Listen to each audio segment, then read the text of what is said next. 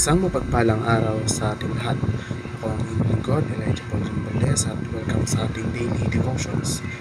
Ang ating verse po ay sa mga awit, chapter 139, verse 13 to 16. Sinasabi dito na sapagkat inyong inanyo ang aking mga lamang loob, iyo akong tinakpan sa bahay bata ng aking ina. Ako'y magpapasalamat sa inyo sapagkat nilalang ako na kumikilabot at kagilagilalas ang inyong mga gawa at nalalamang mabuti ng aking kaluluwa. Ang katawan ko'y hindi nakubli sa iyo nang ako'y gawin sa lihim at yaring mainam sa pinakamababang bahagi sa lupa.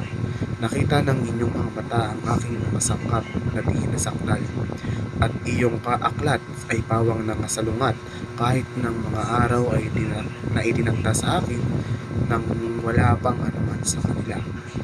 Tayo ay hindi lamang aksidente.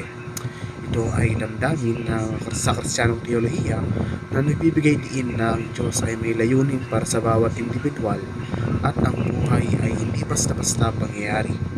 Ang paniniwalang ito ay madalas na sinusuportahan ng ating verse na nagsasalita tungkol sa paghubog at pagkilala ng Diyos sa bawat tao ng masalimuot bago pa ipanganak.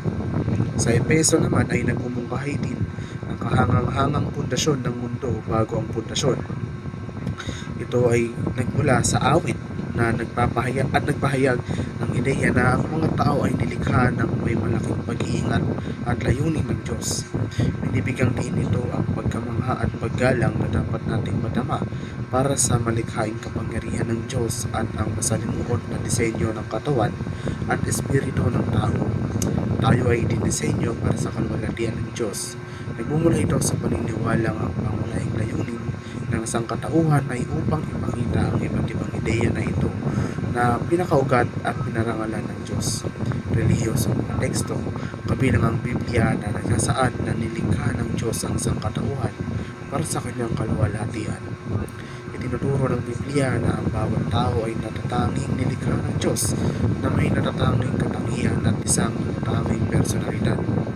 Ang pagpapahalaga sa ating sarili bilang pagpapahalaga sa atin ng Diyos ay nangangahulugan ng pagkilala sa ating likas na kahalagahan at dignidad bilang mga nilalang na ginawa ayon sa larawan ng Diyos. Minamahal ng walang pasubali at ibinigay na layunin. Kabilang dito ang pag-unawa ng ating halaga ay hindi natutukoy ng mga panlabas na sanig tulad ng mga nagawa o pag-aari, kundi sa pamamagitan ng pagmananaw ng Diyos.